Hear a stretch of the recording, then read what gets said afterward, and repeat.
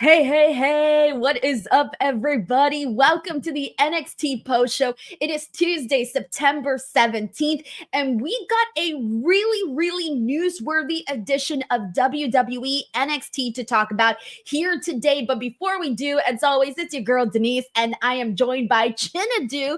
Chinedu, dang, what a show today. How are you?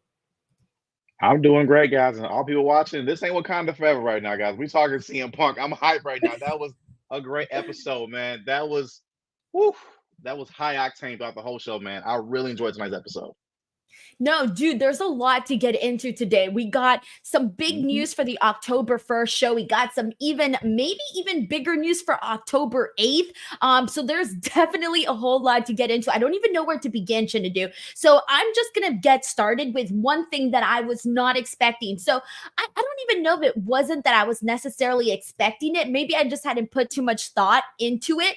But Ava announced that on the October 8th edition of NXT, which is going to be the second week that they're on the CW over in St. Louis. We already knew Randy Orton was going to be on the show, but we didn't really know like what he was doing in what capacity. Maybe a lot of us might have expected him just to come out and be like, hey, hi, I'm Randy Orton, blah, blah, blah.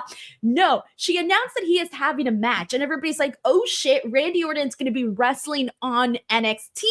And everybody sort of, Randy Orton, you didn't really know like who his opponent was going to be, right? Because it's not like he's on the show. It's not like he has a story. So it could really be just about anybody. I saw people saying like, oh, maybe it'll be Oba Femi. I saw people saying all sorts of different answers. But on Twitter, Randy Orton broke the news that he is going to be facing none other than Javon Evans. Dude, when I saw that, Chinedu, I had to double check Randy Orton's Twitter account to make sure I wasn't retweeting or getting news from a fake account because I almost did not believe it. What was your reaction to that? The same thing, like in my mind, like I know that these people know each other, but to me, in my mind, I was like, I didn't even know they even knew each other. Like, because there's certain people that you don't even think about. They just cross each other's paths in your mind. These two don't even cross my mind at all when I have a train of thought that's related to WWE. Like completely different. I mean, I think it's a great opportunity for the young OG. It's gonna be great. I'm very interested to see their dynamic in the ring because Randy Orton, he's one of those like he's very vocal about like, I mean, and I know Javon can go, but he's very vocal about hey, the flippy dudes and all that kind of stuff, whatever. So to see him like get in the ring with him is gonna be awesome. And I mean, this crowd's gonna be electric for it. Javon, this is a great opportunity for Javon. That's my main thing. I was like, Javon, this is your time to shine. This is probably the biggest match he has ever had to date. To date. Forget that fatal four-way. This is the biggest match of Javon Evans' career. And although I don't see him winning, I I'm not even gonna do that. Could he win? No, he could not possibly. Could he come? No, he won't. Okay, he won't. But it's gonna be a great showing for him, and I'm very excited about it. Dude, I mean, oh God, can you imagine what Javon's reaction was when he found out that he was going to be the chosen guy to face against Randy Orton? And part of me, like, I'm really excited for Javon because he has been somebody that we've talked about a whole lot on this show, but primarily he's just a kid. I mean, we've said it a million times. He's just a kid. He's in the happy to be here phase, right? So I don't really think a lot of us were really expecting like major things to happen for him just yet, right? Like he's just going out there, he's getting his footing, but because he has been so spectacular and he's done things where you're just like, holy shit, how does this dude flip that way? How does this dude turn this way? How does he get so much height? He has definitely gotten a lot of reactions from the fans and surely people backstage, of course, because if not, he wouldn't be put in this match.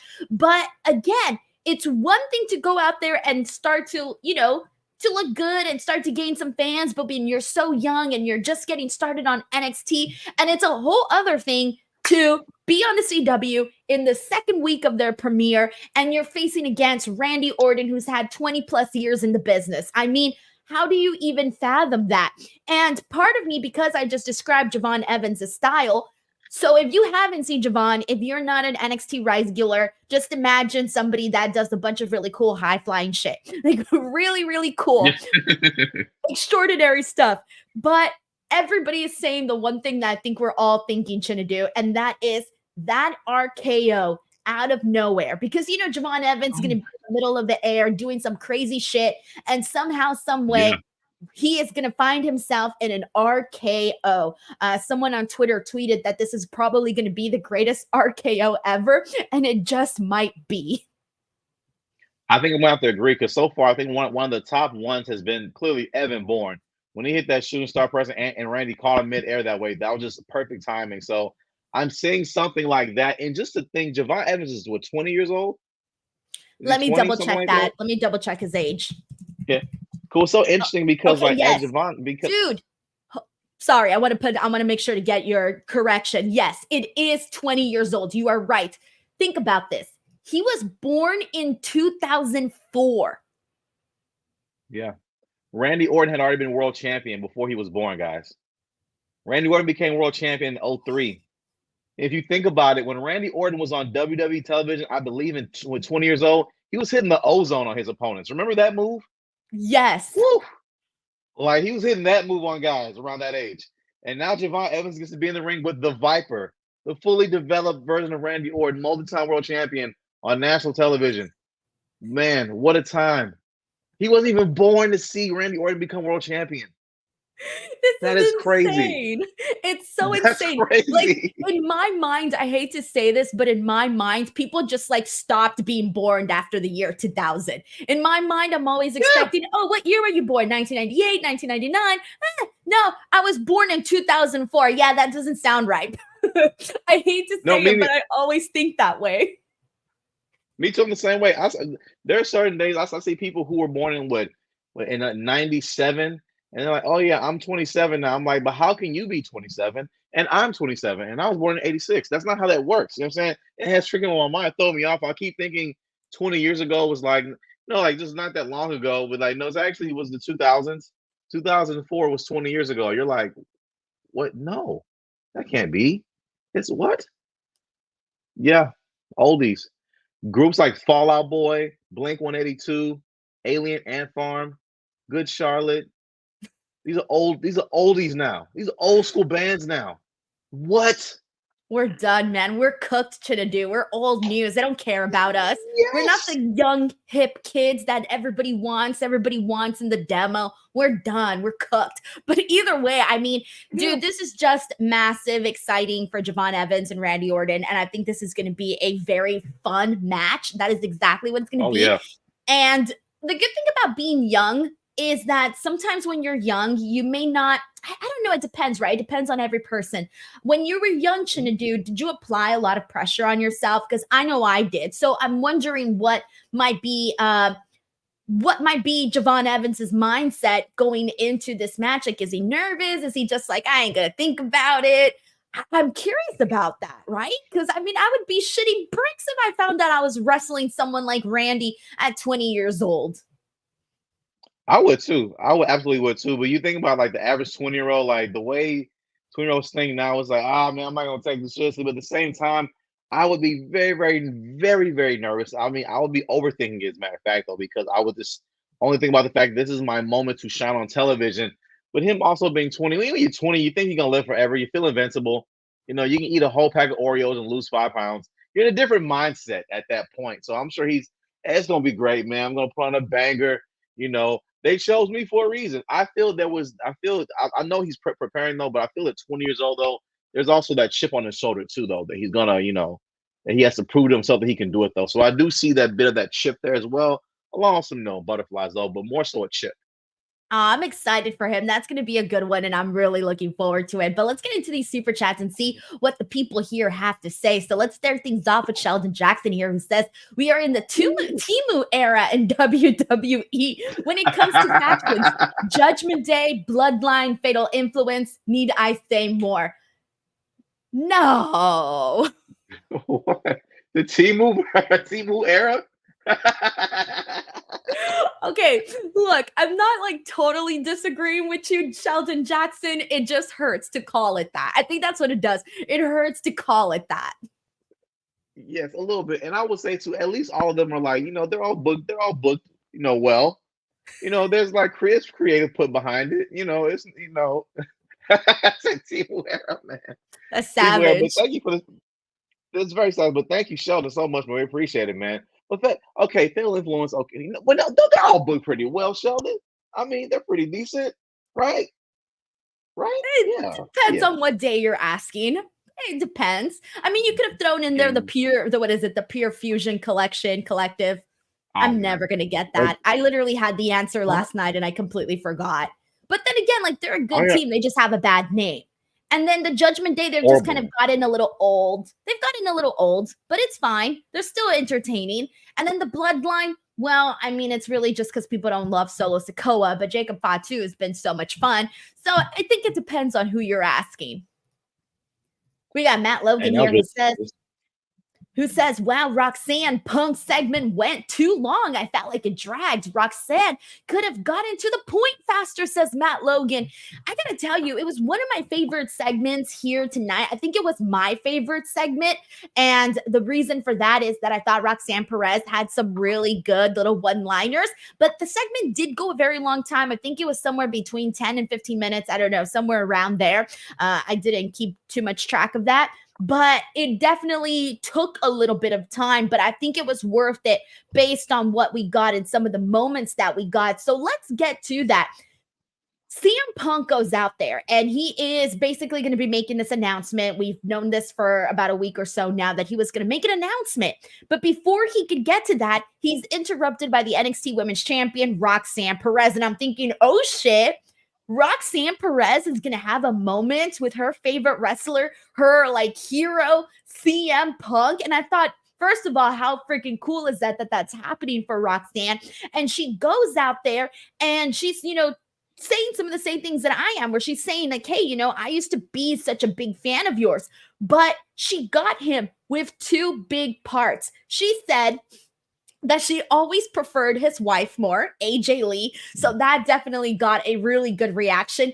And then the second line that I thought that was really great during this Chinedu was when she told CM Punk that she had waited 10 years for him to come back to WWE. And she said, after all of that and you coming back here, I should have been a Drew McIntyre fan. And I thought, I was not expecting her to go that direction whatsoever. I mean, it makes sense. Obviously, she's a heel, and we all know that she's such a big fan, but I wasn't necessarily expecting her to turn on her wrestling dad, per se. And so I thought that those two moments just like were hilarious. And it kind of made up for like what Matt Logan here says, which is it kind of made up for the really long segment. And I can agree that there are parts where it did feel like there were certain spaces in there, but I want to point out, and we can all go back and watch.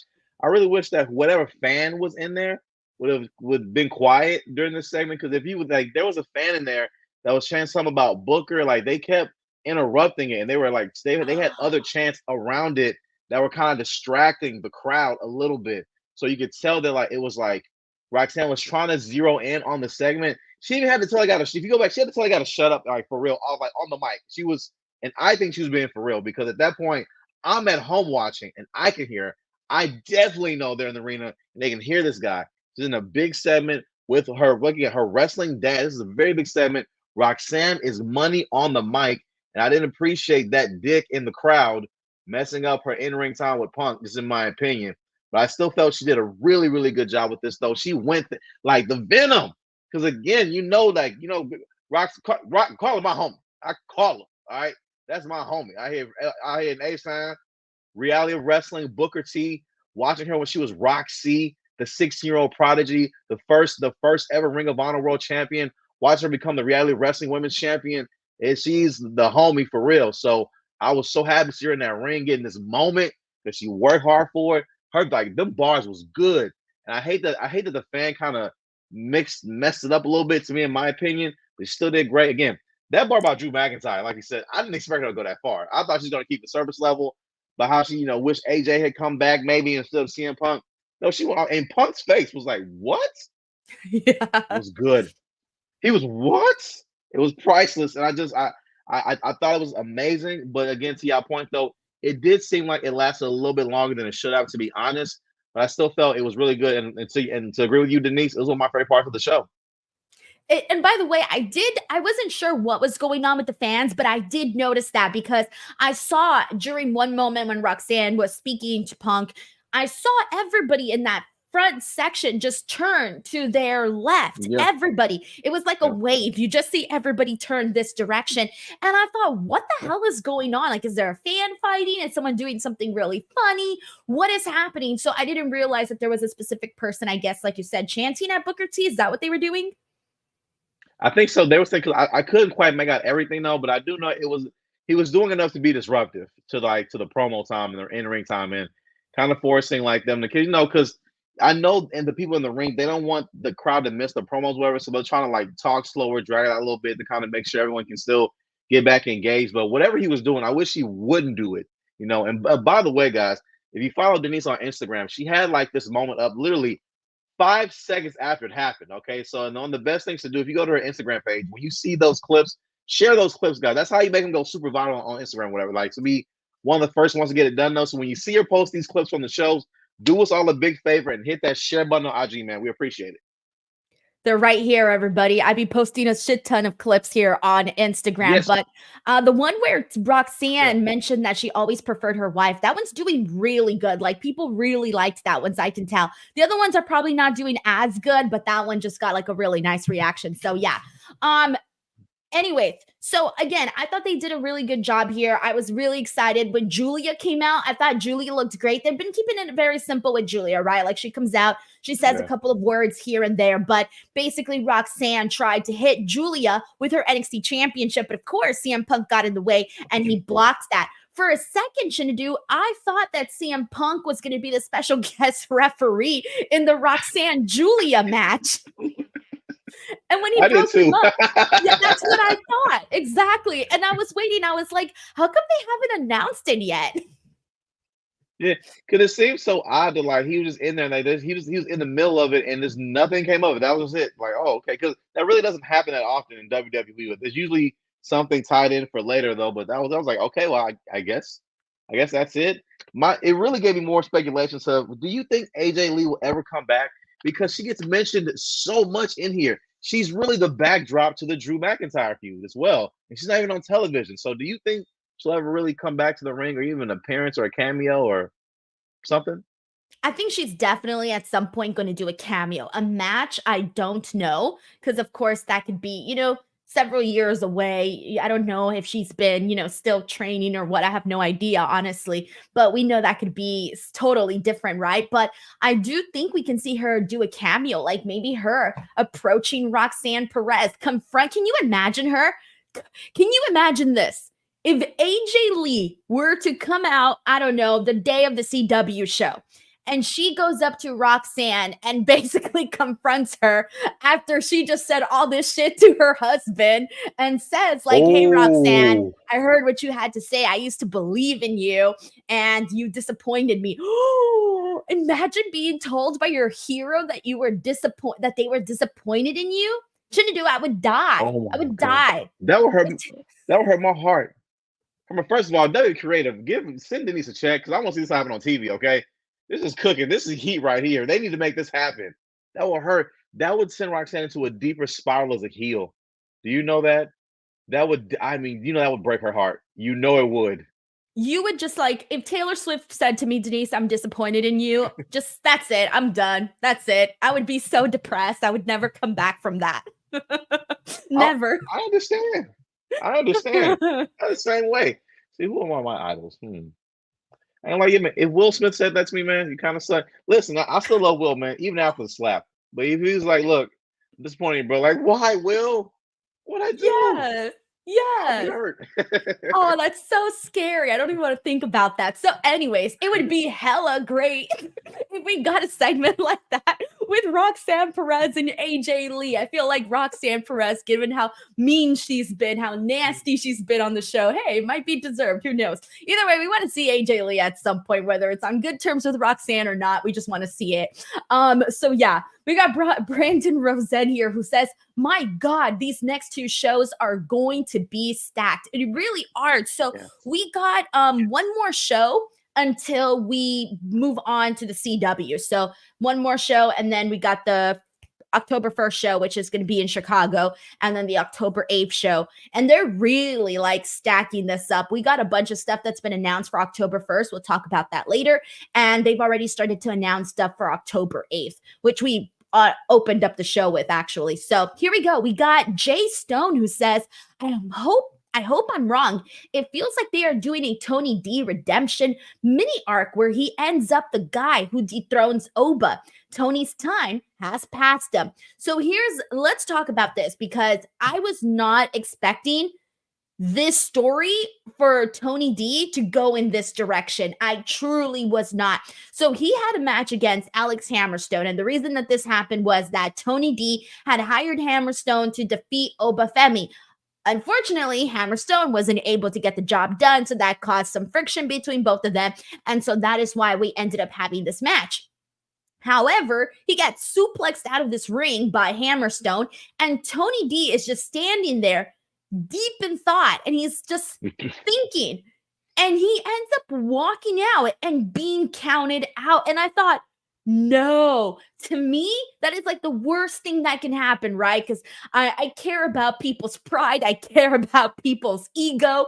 And there's nothing worse than seeing somebody willingly be counted out. Where is your pride, right? So I'm like, what the F is happening here? Well, Tony D later admits backstage to his friends that he is afraid, that he's afraid of Hammerstone, that Hammerstone is different. He's a machine. And I'm thinking, this is the dawn of NXT. He's killed and kidnapped people on this show. And now he's afraid of Hammerstone. Although part of me did like this little heart-to-heart that he had with Adriana Rizzo. That was sweet. But this does not match Tony D at all, Chinedu. It truly doesn't. The fact I almost forgot about that. He did all this on NXT television. You are sure correct. All right, this is a very valid point. And Jay Stone, valid point for you as well. I love the profile picture because the Boondocks is one of the greatest shows of all time. But the profile picture, Jay. But it's true though. Like when I saw this coming for Tony D, I didn't like it at all. That entire backstage segment felt like an episode of Degrassi. I didn't want to see this. See Tony D. I'm afraid of fight. What? Oh my God, I don't even want to see this, whatever. Because first of all, I don't want to see him clash with Oba again at all. Because I want Oba to continue being the champion, and him doing this means that either he's going to lose again, or he's going to be Oba, which I don't want. But it's just this whole thing. It doesn't represent who he is. He needs the cock. He needs the arrogance. He needs that. This does not suit him as well at all. This is like a much like. Did he make somebody mad backstage? Is what I want to think. Like I don't think so. But it's just I haven't decided how I feel about it, right? I don't love it, but I don't hate it either. But I don't love it, though. Because like I said, it's not who Tony D is. That's not who he is. That's not who he's been. The story that I think that's gotten Tony D over the most was when he was feuding with Santos Escobar. When they did that really long, dramatic story. I mean, that was cool. People were interested in Tony D. What I feel is that I almost feel like they keep hitting a wall with Tony, where they don't know what to do next with him, because I don't think he's going to be NXT champion.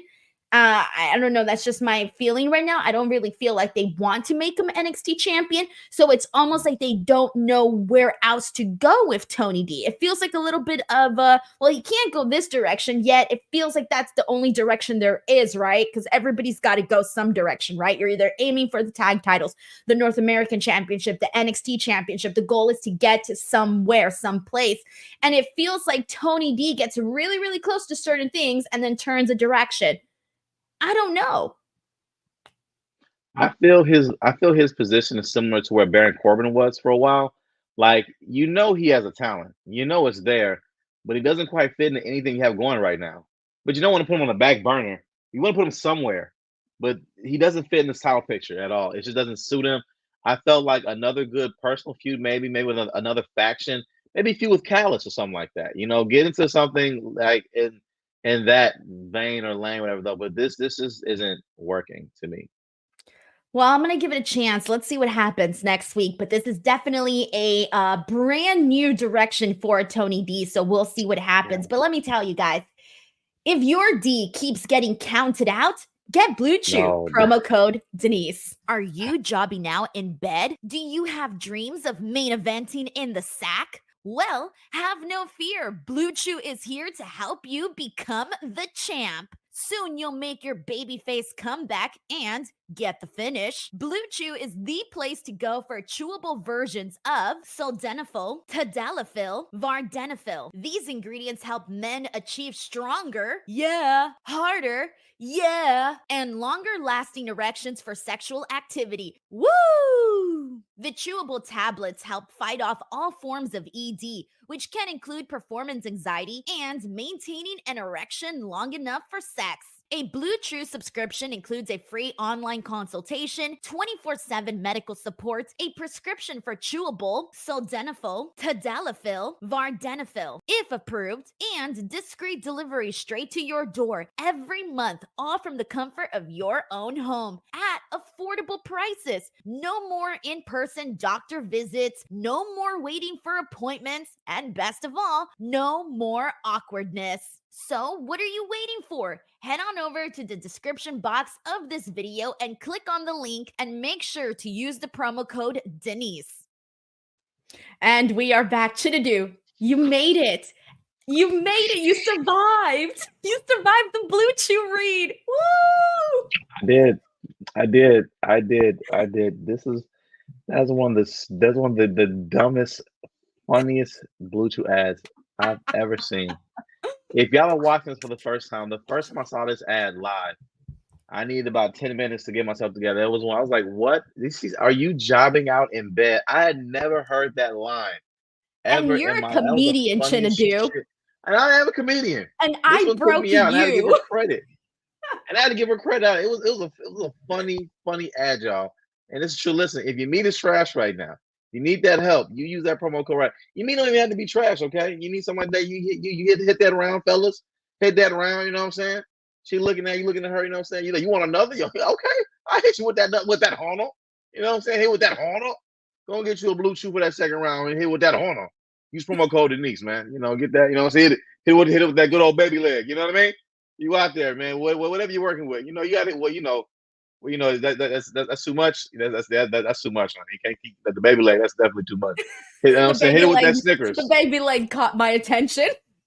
Yeah, the baby leg. Oh my goodness. Well, let me not do a visual. Sorry, guys, that was too much. Hit it with that Snickers, guys. If whatever you're working with to get a. Stop. Denise. I'm sorry. Snickers kill. Stop. I was like, all right, whatever you guys are working with, you know, hey, you know. I don't know. You know? Why, Chinedu? Why? I don't know. The Snickers. I will mute my mic. You know the visual that popped into my head? You saw the bands on top? I can't anymore. Dear Lord. Okay, well, promo code Denise, though, guys. Let's try to. It's gonna be the hardest thing not to visualize. All right, let's see what else we got here. I'm trying to bounce back from that. We got Nicholas763 who says, might be in the minority, but I'm not interested in CM Punk being the ref. This makes 2 back-to-back NXT title matches with a special ref. You know me, I'm usually not a fan of special guest referees, but given the way that this closed out the show, when CM Punk just said, you guys two can just fight, I thought, yes! Finally, a special guest referee that doesn't make it all about him, because that was my pet peeve when Seth Rollins was the special guest referee with Drew and Punk. I thought Seth made it all about him, and I'm like, this is not about you. This is about those two guys who are beefing. This match is about Ethan Page and Trick Williams. They're the ones that are beefing. They're the ones that we should be focused on. And so I liked that CM Punk just took a step back and was like, I'm going to make sure this is decided upon fairly. Hey, fight. I thought this was great. So anyways, that was the announcement, guys.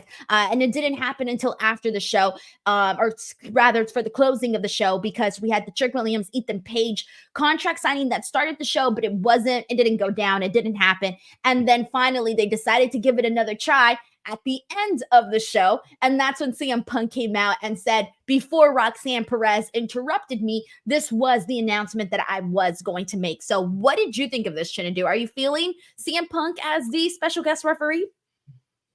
I am. Like right now, NXT's adding star power to the mix though, because we got a CW move and we adding everything on there. Okay, they even added Miss TV. They had Tyrese Halliburton out here for no reason at all. Okay, for no reason. There was no reason for them to be there at all. But this lets you know, WWE, we got the money. We're gonna love to show off with stars over. So I enjoyed it. Made sense. I mean, and Tyrese's comeback to the crowd was really good. The Orlando Magic dope was really good. He kind of it let him know that he understood where he was. I did like that part. I'm like he didn't act oblivious to it. You know, lets me know he at least watches the product though. So I did like that part. But in terms of Punk, I'm all for Punk being referee. As long as he'll come out in like the booty shorts like Michaels did back in 98, 99, I'm cool with that. You know what I mean? Don't come out of nose. You know, I don't know. Again, I don't know what. Or do. It's NXT. Yeah, I mean, yeah, but yes, you know, come on, you can come on that. But I have enjoyed how they have booked the referees so far in terms of the storylines, whatever though, because Seth did make it about himself, and I feel like that's going to play into the next chapter of Seth and Punk because that's coming. Like they still have to get that out their system though. So I did enjoy that.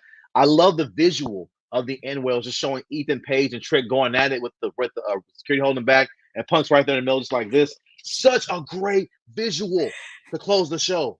Did you see my tweet about that? I didn't see it. Okay, so I posted this tweet. I posted this tweet right now. Let me screenshot it. And I basically put like, oh, me watching everybody fight on Twitter. And it's so stupid, but it's so funny. That's like the story of my life, but hey. And so I zoomed in to CM Punk's face because it was a really good visual, like you said. Hold on, I'm uploading it to get it to everybody to see it. Here we go. So I posted just like zooms, and there's CM Punk just like laughing, and you have this image of Ethan Page and Trick Williams just like yelling at each other, and CM Punk's having the time of his life. So this to me was literally me watching everybody fight on Twitter and pretty much any social media app ever. But yeah, so I have no problem with CM Punk being the special guest referee here. I think it works, and I think it's going to be, I think they need to, given the way that Ethan Page won the title, I think they definitely needed someone to keep shit in check and make sure things didn't go off the rails. And I don't think that CM Punk is a BS type of guy. He's a no BS type of guy. So you're not going to see any of those weird shenanigans happen in this match. At least we shouldn't. Wholeheartedly. And, you know, I love business side. On the business end, too, you got NXT fans, you got CM Punk comment. I'm buying a ticket. They're making sure these tickets get sold. And that's what I'm with that. I love it. All right, so here we go. And let's see what else we got. This is from Sheldon here, who says, Ava forgot the March 27th, 2013 episode of NXT, Damien Sandow versus Randy Orton. Ava lying to the people about Randy's first NXT match. I had forgotten about that, but hey, I mean, obviously they tell her what to say, so it's not like she came up with it by herself. So maybe somebody just forgot to fact check. Probably. That seems like something that people would probably forget to do. Which sucks because you obviously want somebody to double check what you're saying so you don't go out there and make any mistakes, right? Yeah, and also, so I'm trying to think, how old was Ava in 2013? How old is Ava? Ava's like 25? I need to make. Oh, she's 23. She was born in 2001. She was 12 years old when this match happened. Yeah. She was having a great childhood, you know? She's the Ron's daughter. You're telling me she was not having the best time ever? She was having the best time ever. All right, we got on the set of Fast Furious. We got Tunde Uad here who says, how y'all doing, guys? Which of these guys will y'all jive to? Jay Yeet, Joe Hendry, or Trick Willie? Chinedu, thanks for rocking that Texans jersey 2-0. Let's effing go. You already know, baby. Yay, sports. Yeah. Yes. Yes. Are you more of a Jay Yeet, like for Jay Uso's Yeet? Are you more of a Joe Hendry, we believe in the clapping, or are you more of a Trick Williams, you know, his whole vibe that he's got? I gotta say, I'm into all of them, but what will get me first, I love Trick Willie's first, man. Whoop that Trick. That gets me in it. It does, and I have to say, next would be the Yeet with Jey Uso. You know what I mean? And I love Joe Hendry though, man. But man, Joe Hendry, man, it's you from TNA, man. I gotta put you last, man, my boy. Can't put you on here before the WWE guys. So, what are you talking, Joe? I love the music though, but I can't. You know what I mean? Can't do that, man. Can't do that. Chinedu is making sure we stay in the good graces with WWE and we're not out here ranking. Oh, yes. But okay, well, I'm gonna have to go opposite. Can I be honest with you? I got it, in terms of just excitement. I don't know, because when Trick Williams comes out and we get the whole whoop that trick and Booker T going, ooh, yeah, and and all of those sounds, that's super fun. But I do like when Joe Hendry does his little songs. But ooh, that's hard. Oh my gosh, it's two totally different vibes. I'm gonna have to go Trick Williams, Joe Hendry, and then Jey Uso's Yeet. Yeah, I understand that. It's weird because with Jey Uso's Yeet, when the entire crowd is into it, it's amazing. When the crowd isn't, it just dies hard. It's hard to for them to pick it up because they try to go for that wide shot to show everybody in it, and everybody's not into it. It just looks off, and I hate that. I hate when that happens though. It's either all or nothing with that entrance though. Good amount of times he gets all, but that is the case that happens. And again, Tunde, my bro, you already know Texans all day, baby. You already know love repping them. I'm glad Denise's Jets won.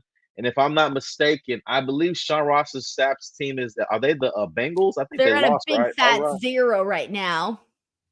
All right. A big fat 0. So right now I got a leg up, I'm very happy about that. But here's the thing about the Yeet. I get tired after 3 Yeets. After 3 of these, I'm like, all right, that's it. That's it. I'm tired. I'm done. I don't get tired of the whoop that trick. I don't get tired of singing Booker T's part. I don't get tired of clapping. So that's why I'm ranking that one in the bottom. So sorry, Jay. So I do like to yeet, but after 3, I'm exhausted. We got John Deller here who says, Denise, how did you get on the bad side of Drew? I'm on the bad side of Drew? What? What did I do? I was going to say, what'd you do, Denise? I'm not on the bad side of Drew. At least I don't think so. Did you give his new movie a bad review? I haven't seen the new movie. Oh, I wonder what happened. Oh. No, I don't think I'm on the bad side of Drew. I think I would have known by now if I was on the bad side of Drew. I think or who knows? Who knows? Maybe I am. You never know. I mean, did you bring up the 3MB thing? I thought he was cool with that. I thought he doesn't get mad about that. Wait, bring it up. I didn't bring that up either. All right, we got Michael here. By the way, thank you so much to Michael who gifted 5 DWO memberships. You rock. Thank you so much for that. We got Juan Carbajal here who says, much love, Denise. What's up, y'all? Thank you for being a DWO member now for 1 whole month. We got Cheesesteak 59 who says, has Thea made funeral arrangements for Riley Osborne yet? You know what I was thinking about in regards to this? So next week, we're going to see Riley versus Ridge Holland, okay? I'm sorry, but we need to talk about Thea. We need to teach her how to spot red flags. Thea Hail cannot spot a red flag on somebody to save her life. She keeps getting betrayed by absolutely everybody at this point. Everyone saw Ridge Holland's red flags except for Thea Hail. Anyways, I want to see Riley beat Ridge Holland, and I want them to tie a pretty bow around this, and let's move on. That's where I'm at.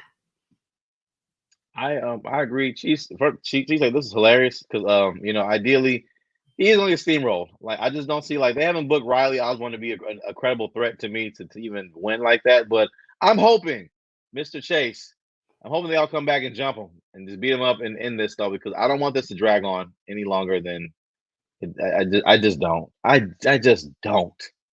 I don't. I don't think Ridge Holland is bad, but I do think it's not for me. It's not for me. This is not for me. We saw the storyline coming. He even said, as long as we're tag champions, I got your back. So some they lost the titles, he's gonna turn it on you. And that's exactly what he did. Thea, man, we need to stop letting her pick people. She needs to stop to pull her off recruiting, put her back on, I don't know, just have her put fold out the chairs for the meetings now. Just put her somewhere where she can't not cause no more harm or something, because she's gotten everybody beat up so. But look at Andre, he's still in the hospital, y'all. Still there. This was 3 weeks now. I don't even know. I haven't even been keeping track, Chinedu. But the point is, Terrible. Thea needs to stop trusting everybody, but she's such a sweetheart. That's her whole gimmick. But yeah, I don't know. I hope that we see Riley Osborne defeat Ridge Holland because I think Riley Osborne is good. I think he's pretty exciting in the ring, and I want to see that continue. I like Riley, so I want to see them do more with that. So I'm gonna have to say I hope she has not made funeral arrangements for Riley Osborne. Does Riley have theme music? Does he have his own theme music? No, I think it's just the Chase U stuff. Oh man, yeah, he's not going. I'm pretty sure. I'm pretty sure he just has that. We got Honey Drips here, who's been a DWO member for 19 months, who says, "Hi, Denise and Chinedu. Hope all is well with you. Thank you so much, Honey Drips, for being part of the DWO for as long as you have. That's really awesome." We got Sampai Boone here who says, "Hey, Denise, will both of you do a live stream reaction to NXT October 1st and 8th? So I don't know what I'm doing October 1st. It has not been decided yet, but October 8th is going to be insane because I'm pretty sure that's the day that AEW and NXT are going head to head. So I'm definitely not doing a watch along that day because I'm going to be too busy watching both shows. I still have to figure out how we're going to do that here on the channel. I have to think about how that's all going to work. So I'll come up with that at some point. And then as for a watch along, I will keep you guys posted on the October 1st watch along. Because as of right now, I think I may just still debating. It's still up in the air. But thank you so much, Sampai Boone. We got Dream Ninja 77 who says Javon versus Randy is going to be amazing. Getting to face Randy isn't a small thing. They are super high on Javon and he deserves it. It is 100% not a small thing. Like Randy Orton has been known over the years to be that guy that for a lot of times when they wanted to test up and comers and see if they were going to like make it, if they were going to be if they were going to make it, they would put them in the ring against Randy Orton. He was sort of like, I don't know if gatekeeper's the right word, but basically he was the guy that you put in there with Randy. And if you stunk up the joint and you didn't work well with Randy, your ass was going to be out the freaking door. Like it wasn't going to work, right? So Randy's that guy that you put that has been in that position for so long. Obviously it's different because this is developmental and this is not the main roster. So I mean, just the fact that he's going to have this match, though, it really, really is huge. And Randy Orton is known for being one of the guys that is probably the easiest to work with. But of course, Javon Evans is new, so he's going to have to rely on Randy the entire match, Yeah, wholeheartedly right, though, too. Like, Randy Orton has been the standard. He is a better booked Brooklyn Brawler, if you will. So that's how people know whether or not he's really good in the ring or not. And it is true. This is not a small thing at all because at Randy's age, although he doesn't look it, he has, I feel he has more matches behind him than ahead of him. You know what I mean? So for him to come down here and give him one of those matches, it really is a big deal and a big rub. Dude, the rub is like, it's such a big rub. He got rug burn. I'm like, yes. Yeah. That's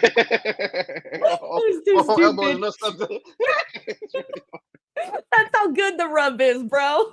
That's how good it is. All right. We got Steven Marchuli here who says, do you expect Julia and Trick to both win? Oh, I'm torn. I don't know. I do have a poll right now, by the way, on Instagram. So if you guys want to go there, I posted a video and on there I have a poll where you guys can vote below. So make sure you guys vote. I'm trying to see if anyone's voted. So far, we've gotten a couple of votes and Julia is winning right now with 73%. So 73% of the voters have picked Julia for the win. 13% have picked Roxanne Perez and 13% are undecided. So, I mean, I think this could easily change with a couple more votes. So we'll see. But I had said this last week. I'm still a little bit torn. I'm a little bit undecided. However, this week, after seeing Roxanne get this moment with CM Punk, I almost feel like this was her big moment before she drops the title to Julia. So again, I wasn't sure last week, but this time I'm moving. My slider is going more towards the direction of Julia getting that win on October 8th. Oh, and what about you, Chinedu? Have you? I know you were set in stone last week. You were like, it's Roxanne Perez. She's winning. I know she's a friend of yours. We know this. But have you at all gone the other direction?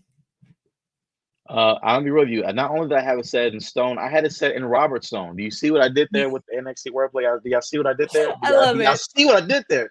But yes, but at first I was sounding like Roxanne ain't going because I felt like what else is she gonna do without the title? Like she needs to be the champion. Like she's one of them. Sorry, I felt like she was like Jarrett in early TNA days. Like you may not want them a champion, but you need them there. You need that strong heel. There isn't a stronger heel on the roster to me than Roxanne to carry the belt to make all these other potential faces seem more credible. I looked at it in terms of that too, like in terms of marketing, things like that.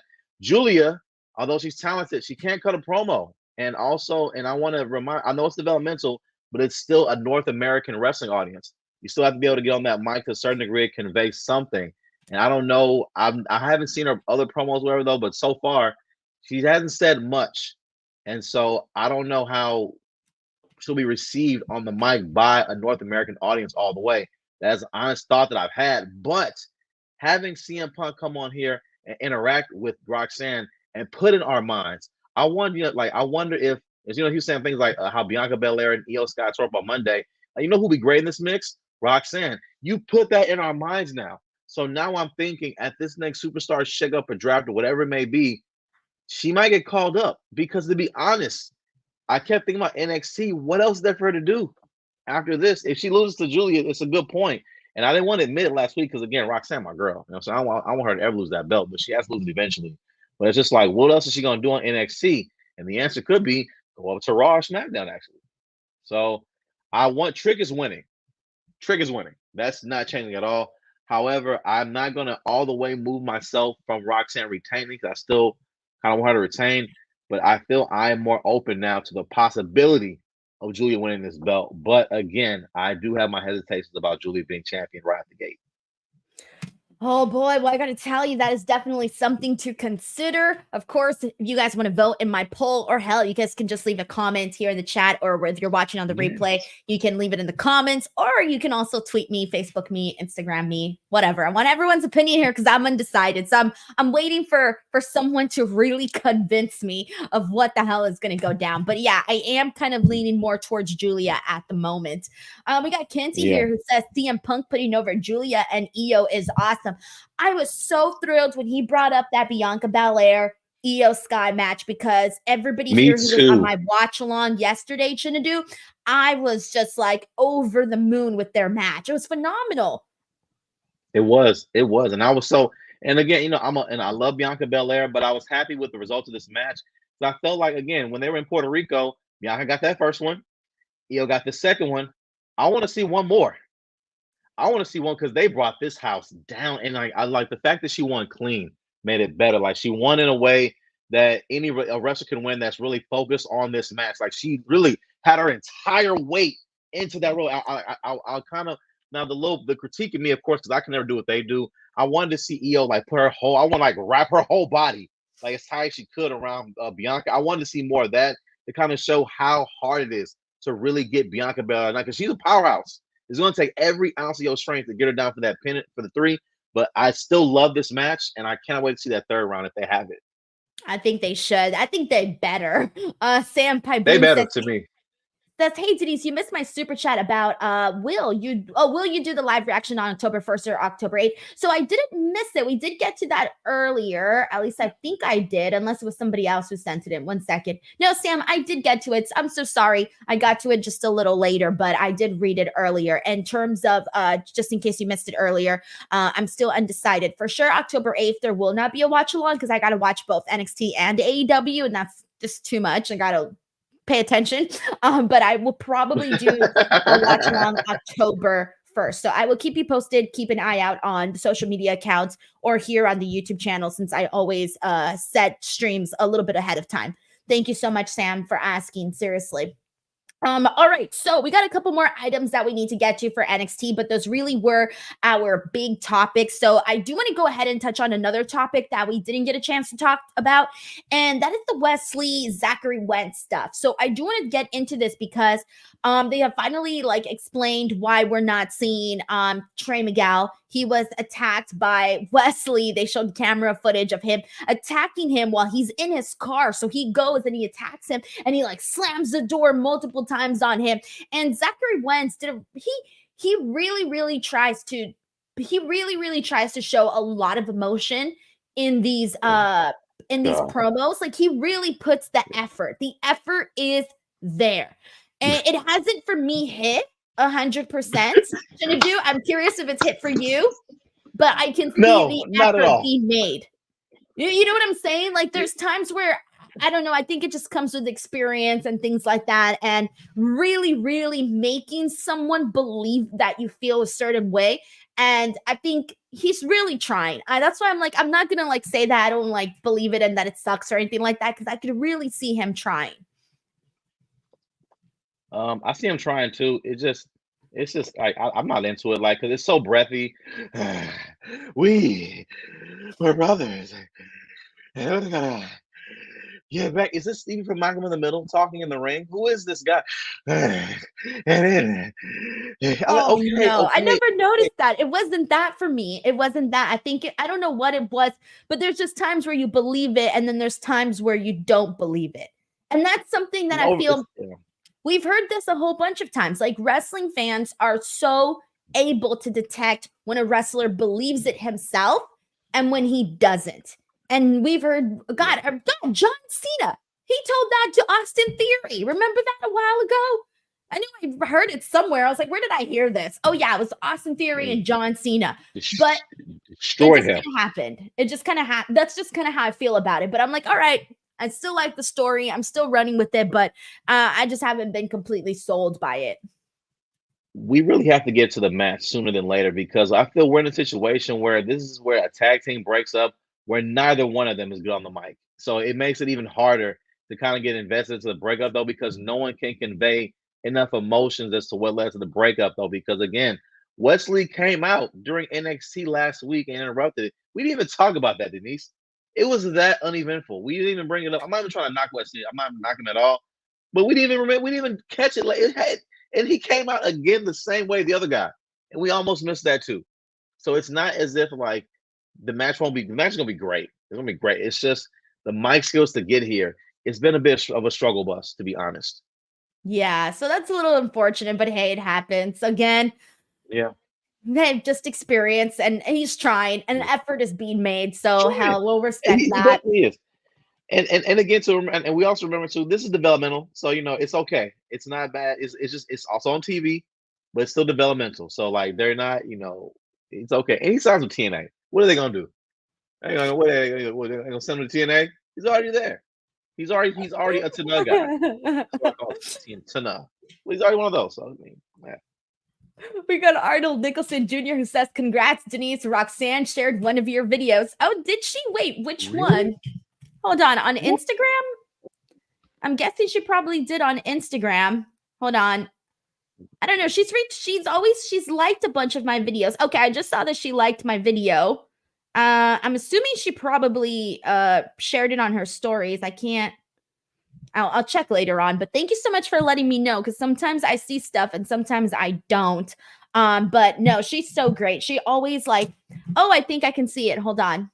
Yes, she did. Okay, thank you so much. I just found it. Roxanne Perez shared my video on Instagram, and I didn't even tag her because I don't like to be annoying. Do you ever think about that, Chinedu? Like, I don't like to be annoying and tag people. Yeah, all the time. Like, because it happens so much too, and it be over just like this. They get to a point they just tag you and just randomly anything, hoping you'll see it. Okay, stop it, guys. So I do understand that feeling, and I'm certain the wrestlers do appreciate it though. But some of the things you post, I mean, they're definitely tag worthy. Like, and the fact this shows the reach you are getting in connection though, because she reposted without you tagging it. So that just shows connection. It also shows the power, guys, of sharing the clips. You see how that works, and they can't even make that up, guys. So when you see the clips online, share them, engage with them, hit that like, because those numbers are what helps like get them out there to the people that should be seeing them more though. So it's a good way to help. I'm not trying to flood the system with y'all doing this, doing that though, but go over there, always hit that share button. Just real quick, boom, hit that share. You're helping out the team a lot. Oh man, I'm seeing a lot of people pretty much agree with the exact same thing we were talking about though, in terms of the promo for Wentz. But yeah, like Kyle Miller says, that's why it's NXT. But no, I think a lot of people are people are it is what it is, right? But I do think that again, the effort was made. So there you go. All right. So we got Terrence Johnson here who says, Chinedu, I've got some bad news. Unfortunately, the Motor City Machine Guns are coming to NXT. Also, I kind of see both sides when it comes to Kofi and Xavier. Okay. So really quickly, I don't know why it's Brad. Why is the bad news that the Motor City Machine Guns are coming to NXT? Are you anti seeing them on NXT? No. No, I love Alex Shelley. You know, I love those guys. You know, and I love what's his name too. I love both of them. Whatever. It's just Chris Sabin. To Chris Sabin, yes. All Hail Sabin. You know what I mean? I love. You know his run in TNA. He beat Bully Ray for the title. You know, I love it's peanut butter Shelley time. I love those guys. You know, it's just that when they coming in, I want to see how they do. You know, I don't have anything bad about them though. You know, I'm excited to see them there. I want to see how they get booked. You know, I do feel they do need that boost in the tag team division.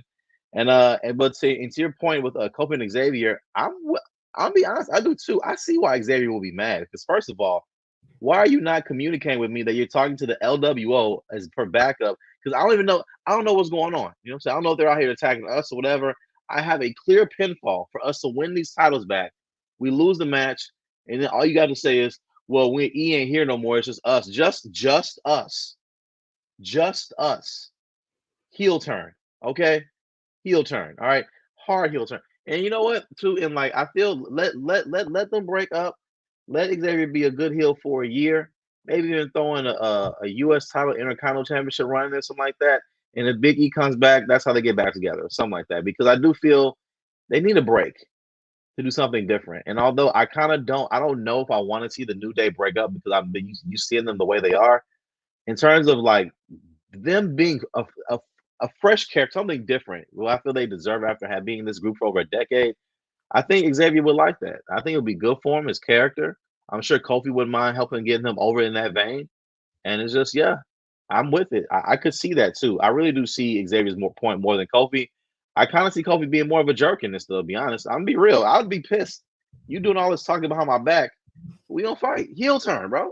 They clearly have communication issues. That's what's going on here. But yeah, I kind of felt the same way where I was looking at Xavier Woods and going, damn, I kind of agree with some of the stuff that he's mad about. Like he should kind of, he's a little justified too. But I think that Kofi Kingston is also, they're just not communicating very well with each other. And then in terms of the Motor City Machine Guns, man, I've been loving them since I was in high school. I actually used to have my little Motor City Machine Guns dog tags back in the day. I used to love those. And I used to watch Chris Sabin a whole lot in PWG, like, oh my God, several years ago.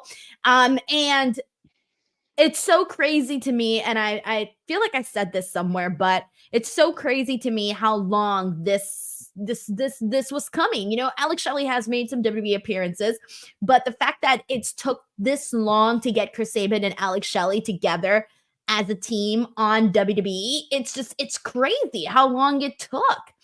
It's so much time. They've done so much. And, I've had Alex Shelley and Chris Sabin here on the channel. And I remember when Alex Shelley won the TNA World Championship. And I remember telling him how commentary closed out his win by saying that the guy who inspired a generation is finally holding the championship belt. And it is something that so many guys have been so inspired by. The Motor City Machine Guns have been so inspired by Alex Shelley.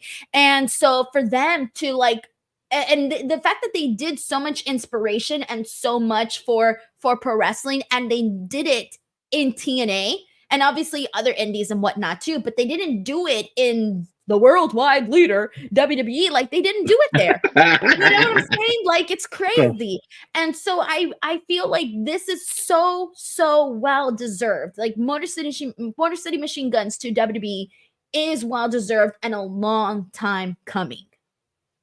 I agree. It's been a long time. It's like you if you go back and just remember them in the TNA days. I felt back then when we're watching him when I'm watching Chris Sabin go one-on-one with Bully Ray for the world title, I was like, I hope he ends up in WWE someday. I hope he does. And I mean, again, it took a long time, but I feel where they at now with their experience they have, they're gonna make those tag teams amazing, even more amazing in NXT. And I do hope eventually they do get called up to that main roster too, though. But I hope they're over there, they enjoy themselves. Hope they're getting paid, getting that money because they deserve it. They've been in this game for a long time. I feel it's time. I'm not saying kick up and relax, But I feel it's time for them to get those big contracts they deserve, put on great matches, help elevate talent, and just do what they do. I feel you, man. I feel you. All right, so let's go ahead and get into let me see if there's anything that I really want to talk about here on the show that we haven't touched on. Yes, so I do want to go ahead and really quickly, Jacy Jayne versus Lola Vice. Lola Vice defeats Jacy Jayne. I liked this. I thought they started off hot.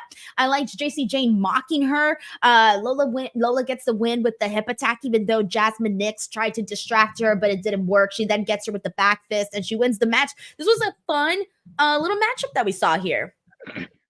No, I agree. I love the match. I love the one. I love the beatdown after. I love that Jada Parker came out and to make the save. I also love the continued tension between Jada Parker and Lola. I like that it's not no automatic. Well, let's be a tag team now. No, they got into it earlier in the show, and I love how they have Lola going in from English to Spanish. I love seeing that from all of my wrestlers who speak more than one language, though, because I hate when they make a person. Well, I'm not saying that she can't speak English like that though. But when you could tell that English isn't their dominant language, they try to force it like Andrade. Let him speak in Spanish. Let them speak their native language. We may not be able to understand word for word, but it's pro wrestling. We can feel what they're saying.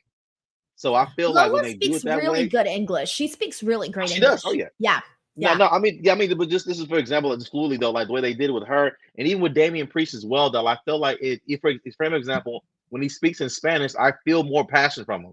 He sounds more pissed off when he goes into when he speaks Spanish. So I like it. Also, when you curse in Spanish, it just sounds way meaner, Chinedu. There's time, like I can't even explain it unless you are a bilingual speaker, or unless you speak Spanish. Sometimes when you say Spanish words, they just sound mean. They sound way meaner. Like there's times where like if I'm legitimately pissed, I get mad in Spanish. I don't even get mad in English. I'm like, I'm so freaking mad. I'm gonna get mad in Spanish because I'm just gonna be more mad. You'll know I'm really pissed if I'm pissed in Spanish. That's the best way to say it. That makes perfect sense because when Lola speaks, because when Lola when she speaks in Spanish, like she sounds scary to me. Like she sounds much scarier, much more aggressive. Already, like she sounds like she's already pissed off. Like she's already mad. Like, oh, what happened? So I saw tonight, hearing her go from English to Spanish back to English again. I love seeing those things put into place like that because I feel it makes it more natural for their character to do that. Awesome. All right. Well, we got to get into some of the stuff that's been officially announced for the October 1st CW show. So October 1st, the premiere, we got CM Punk appearance, Wesley versus Zachary Wentz, Roxanne versus Julia, Ethan Page versus Trick Williams. We're also going to be getting Ms. TV. And then the October 8th show, we got Randy Orton versus Javon Evans, Nathan Frazier and Axiom versus Austin Theory and Grayson Waller. And then for next week's show, the last one on the USA Network, they are promoting an NXT press conference. Ridge Holland versus Riley Osborne. NXT Women's North American Championship match that was made today with Kalani Jordan versus Ren Sinclair. That was made because, what's his face? Oh my gosh. Oh my God, Charlie Dempsey. There you go. I was blanking on his name there for a second. Charlie Dempsey told Ren Sinclair that she had to go out and prove herself and, make an impact, right? So she went and she slapped Kalani Jordan across the face. And so now they're going to have this championship match. And we're also going to be seeing the Grayson Waller Effect show. And that's all going to be happening next week. So there you guys go. We covered it all. There we go. Those were the main topics for NXT here today. A good show, a really newsworthy show, and it's going to be exciting the next couple of weeks here on NXT. But Chinedu, before we go, what do you got going on? Usual. My next upcoming show this Saturday, Life Laughter's for Everybody. The first show is sold out, and my second show only has 50 tickets left. Very excited though. Got great sponsors: Pepsi, Whataburger, Bluebell Ice Cream, Spa Howard Houston, the Houston Texans, Mingledorf Law Firm, and Houston Tents and Events. My giveaways are going to be awesome. 3 lucky winners are going to win a free Texans merch pack. 3 other lucky winners will win free Bluebell ice cream for a year. And 1 winner from each show is going to walk away with free Whataburger for a year. Courtesy the sponsors is going to be amazing. Tickets are available at chinedu.com. You can catch me on Mayor Street Media whenever they post my videos. I'm not really sure on there, but I send them and they pay me. So whenever they air them, you can check them out there. I don't know. I don't know. But you can also catch me on my social medias. Every new video, I post content every day. You can also catch me on the #1 sports show on Sunday nights in Texas. It's on the CBS affiliate, KHOU, called Sports Extra. And I'll also be back on tour later this fall. Well, probably January. I need to take some time off. I got a holiday that way. But I will be back on the road again in January throughout Texas and the South. Of course, Dallas, Austin, San Antonio, Corpus Christi, be in the Valley. I'll also be traveling over to Atlanta, New Orleans, Miami, and Phoenix. So be on the lookout for those tickets as well at chindogu.com. And also, in terms of the videos on this channel, be sure to watch all the videos on this page. Don't be a dick. Give it a click. Watch the content. Support it. And I think that's it. Wow, by the way, your show is happening this Saturday. Dude, for some reason in my mind, it was like weeks away. No, this is this Saturday. So if you're in the Houston area, go check out Chinedu's show. That is so awesome. It's happening this Saturday. So I'm so excited for you, Chinedu. Alrighty, everybody. Well, that's a wrap for the show. Please do not forget to subscribe. Check out the videos on Instagram. Go vote on my poll. And I will catch you guys back here tomorrow with Righteous Reg for some AEW Dynamite conversation. And then Friday with Robin Lundberg for some SmackDown conversation. Bye, everyone. Bye.